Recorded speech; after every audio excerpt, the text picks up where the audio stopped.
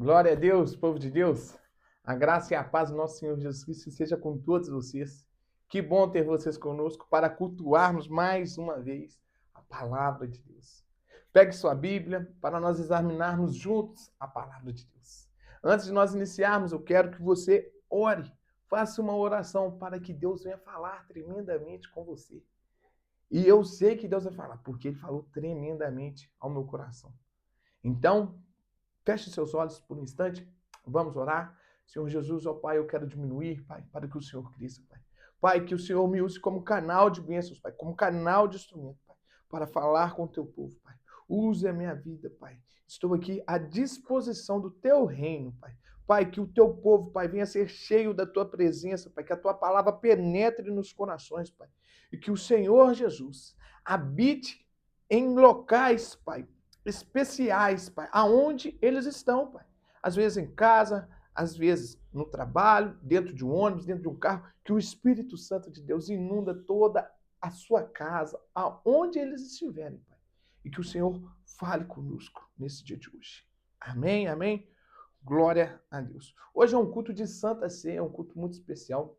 Semana passada nós erramos a data e acabamos que nós não fizemos na semana passada.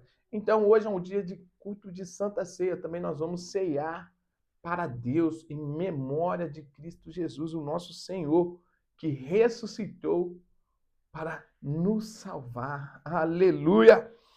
Povo de Deus, então prepare também o seu alimento para você cear com Deus.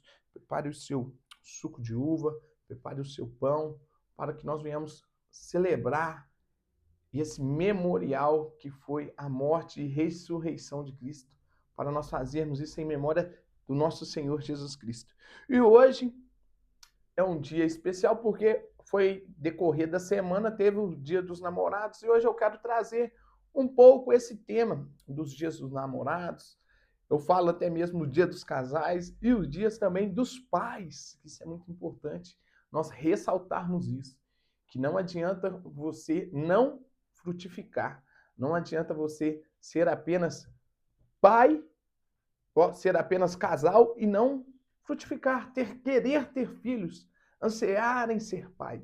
Isso precisa queimar em seu coração o desejo enorme de ser pai e mãe. Então, vamos meditar. O tema da mensagem de hoje é para que não se interrompa as vossas orações. Esse é o tema de hoje. Eu estava orando no meu quarto, no momento de oração ali, e minha filha chegou e falou: pai, até agora você não começou a escrever? Você não começou a preparar a palavra? Eu falei: filha, eu estou ainda orando para Deus, para que Deus venha falar comigo o que Ele quer falar para o povo e também para mim. E eu estava orando, aí estava meditando em alguns livros, e aí no olhar, Deus foi e me deu essa direção, para que não interrompa as vossas orações. Eu quero que vocês abram comigo em Gênesis 2, quer dizer, perdão, Gênesis 2, e vamos ler o versículo 18. Gênesis 2, o versículo é o 18. E lá fala assim, ó: Então o Senhor Deus declarou: Não é bom que o homem esteja só. Farei para ele alguém que o auxilie e lhe corresponda. Até aí. Aqui, como nós estamos vendo, Deus ele fala para Adão que ele está só. Ele fala: não, eu vou fazer alguém para que ele tenha como companheira, como auxiliadora.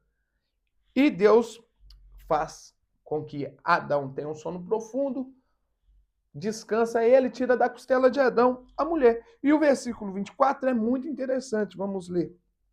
O versículo 24 lá fala assim, ó: Por essa razão, o homem deixará o pai e mãe e se unirá à sua mulher, e eles se tornarão uma só carne. Hoje eu quero que vocês entendam um pouco disso. O propósito de Deus quando você se relaciona com uma pessoa, com a sua esposa, com a sua namorada, com o seu namorado e vice-versa. Homem e mulher. Deus fez exatamente assim, para que um pudesse complementar até se tornar uma só carne. Isso é muito importante. Eu falo que no decorrer do nosso casamento, aconteceu que no começo sempre há mais diversidades, há mais brigas, há mais momentos difíceis, pessoas que pensam diferentes. Só que nós temos que entender que é o propósito de Deus para as nossas vidas. E com o decorrer do tempo, eu falo que com o decorrer do tempo, que nem em Gálatas fala sobre os frutos do Espírito, nós conseguimos ter esses dons dos frutos do Espírito. E aí nós conseguimos o quê? Viver melhor, viver mais harmonicamente, mais paciente um com o outro. E o casamento é isso. É um tempo que você precisa entender que no começo haverá muito mais discussões do que depois. Com o tempo, um consegue entender melhor o outro. Eu falo com as pessoas que existe a diferença do amor e da paixão. As pessoas às vezes não sabem. Você sabe me dizer o que é o amor, o te amo e o que é a paixão? As pessoas às vezes não sabem entender isso. Qual que é o sentimento? Você já parou para pensar? O sentimento seria qual? Seria o amor ou seria a paixão? Quero te explicar. O sentimento é a paixão. É aquele momento que você vê a pessoa, você fala, nossa, ela é a mulher da minha vida. É aquele momento de paixão, do sentimento. E o amor é a decisão de você decidir amar aquela pessoa o resto da sua vida. Você decidiu. A paixão, em todo momento, ela vai ser altos e baixos. Porque vai ter momentos que vai haver uma discussão, o sentimento automaticamente vai ficar enfurecido e você vai... Não pode ser assim. Só que se você tiver a decisão, eu irei amar minha esposa para o resto da minha vida, que é isso que nós temos que ter. E as mulheres, eu vou amar o meu marido o resto da minha vida. E lá em Mateus 19, abre a Bíblia de vocês comigo. Em Mateus 19, também vai falar sobre isso.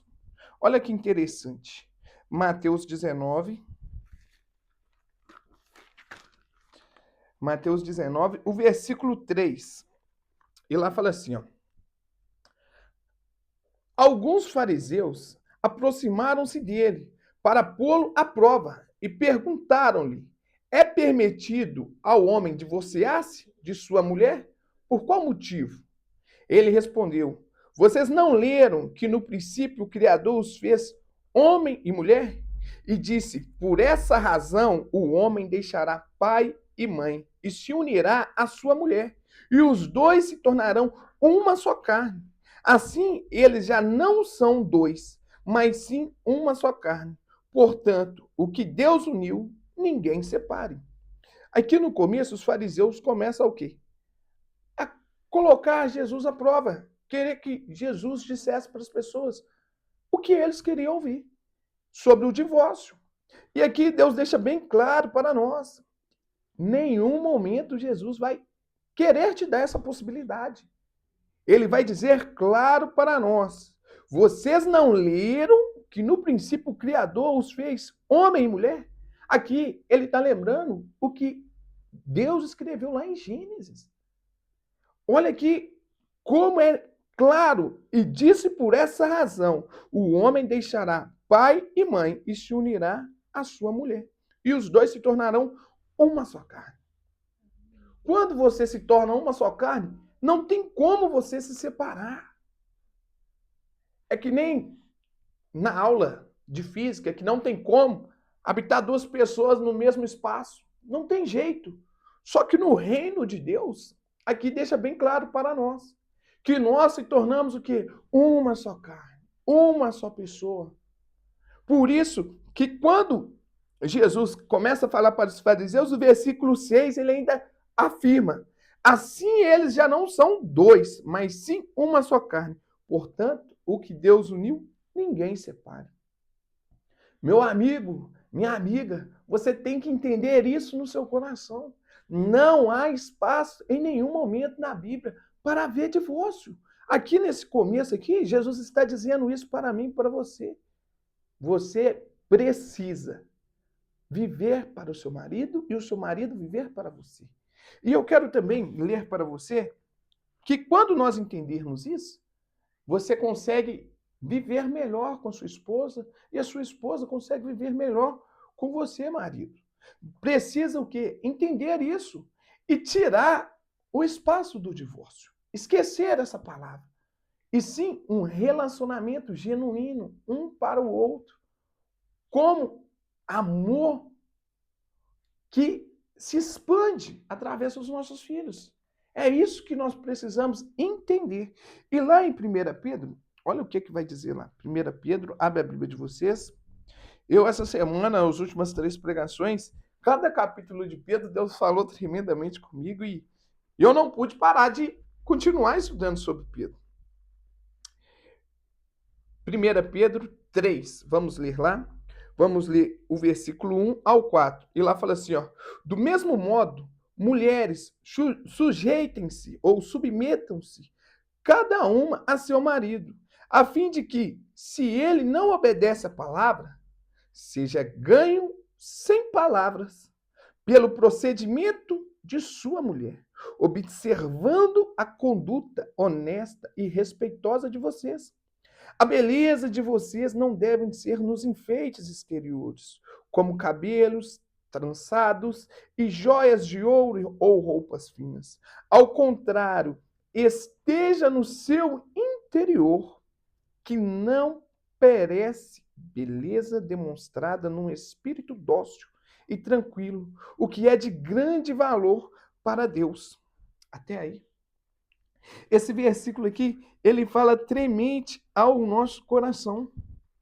Porque aqui ele está falando explicitamente para as mulheres, para as esposas, para ser submissa ao seu marido. Só que é muito interessante que esse versículo ele fala tremendamente aos nossos corações, porque ele vai falar de uma mulher que no momento o marido pode ser até pensar em se desviar.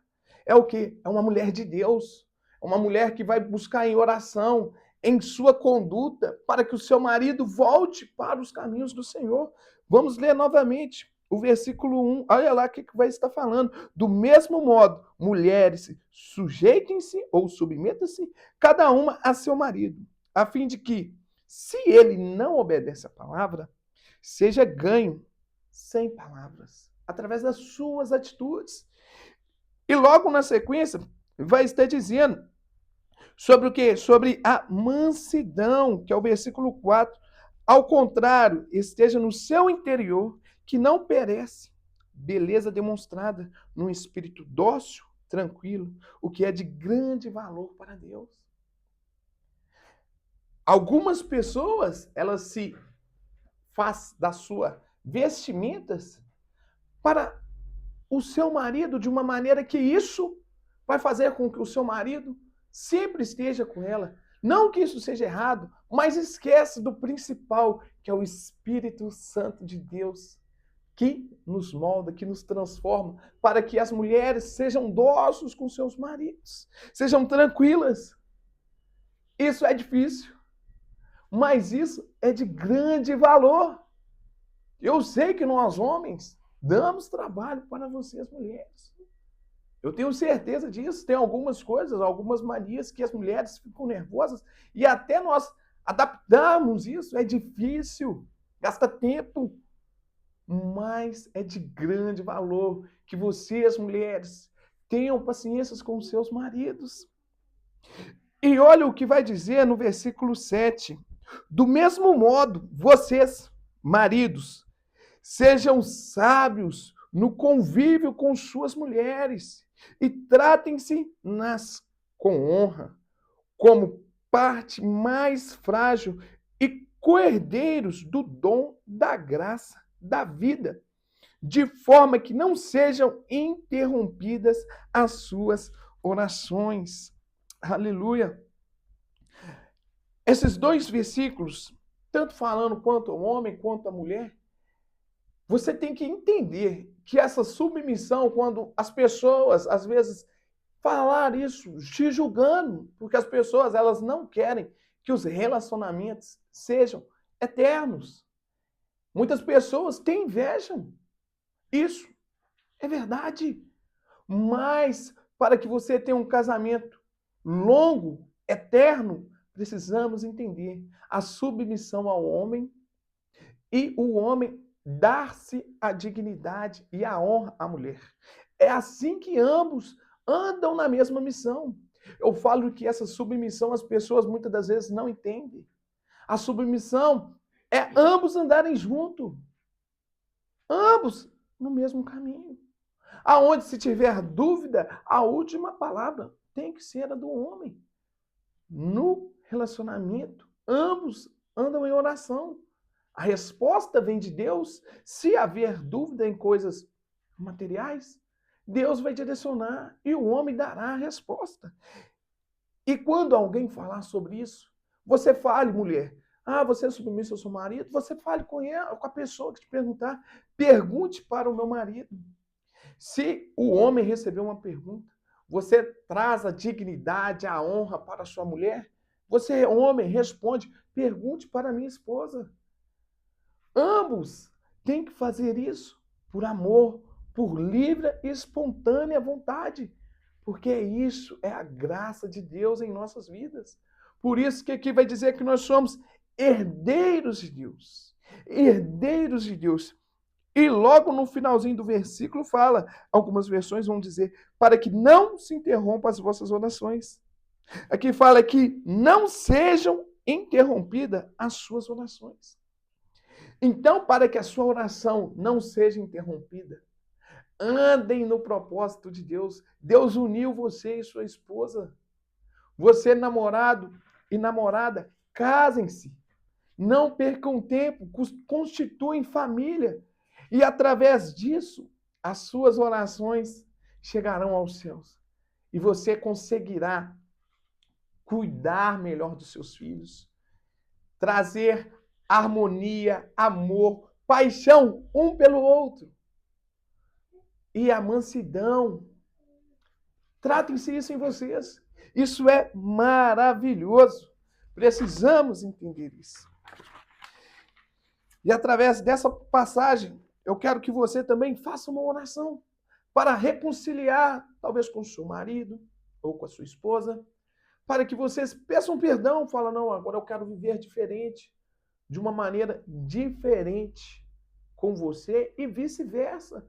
Ambos precisam ter esse amor para que as suas orações alcancem o céu. Então faça essa oração e agora nós vamos também cear com Deus. Trazer à memória o que o nosso Senhor Jesus fez por nós. Então, ore primeiro com sua esposa, ore com sua família também. E nós vamos cear juntos. Gaste um tempo de oração para você orar, dedicar a sua vida, entregar a sua casa, a sua família em oração. Pegue o seu suco de uva, pegue o seu pão, para que nós venhamos cear com Deus. Feche seus olhos por um instante, se examine, para que nós venhamos tomar essa ceia. Para que você venha reconhecer o Senhor Jesus como seu único e suficiente Salvador. Deus, ó Pai, aqui te entrego, Pai, a minha vida, Pai, te entrego tudo que sou, tudo que tenho, Pai. Pai, esse suco, Pai, era para nós recordarmos, Pai, o teu sangue derramado por nós, Pai, para nos perdoar dos nossos pecados, nos purificar com o teu sangue precioso, Pai, que foi derramado naquela cruz, Pai. E aqui é o teu pão, Pai, como o corpo de Cristo, Pai, como a entrega, Pai, da vossa carne, Pai, por amor a nós. Pai, te damos graças, Pai, te damos louvores, honra. Tudo é digno, todo louvor a ti, Pai. Então, Pai, te entregamos as nossas vidas a ti, Pai. Diante disso, povo de Deus, coma o pão.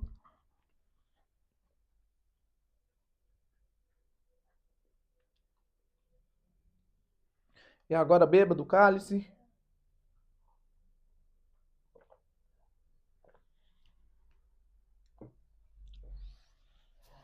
Aleluia! Glória a Deus! Aplauda ao Senhor, a salva de palmas para Jesus.